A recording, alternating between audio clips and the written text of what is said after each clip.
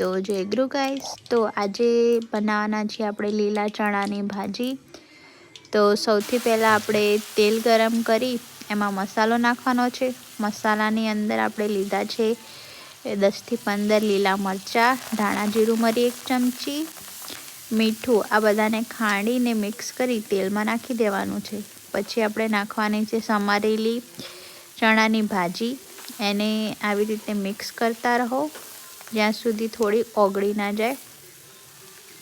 પછી થોડી વાર રહીને એની અંદર થોડું સ્લાઇડ પાણી છટકોરી દેવાનું છે ગાઈસ, એવું હું તમને બતાવી નહીં શકું। પછી એની અંદર નાખવાનું છે મીઠું, થોડું લાલ મરચું અને હળદર। ગાઈસ આપણે મીઠું અને લાલ મરચું ઓછું નાખ્યું છે કેમ કે આપણે ઓલરેડી લીલા મરચાં બહુ બધા ખાંડ્યા છે। તો જો ગાઈસ ભાજી આવી રીતે ઓગળે ના ત્યાં સુધી એને મિક્સ કરતું રહેવાનું છે।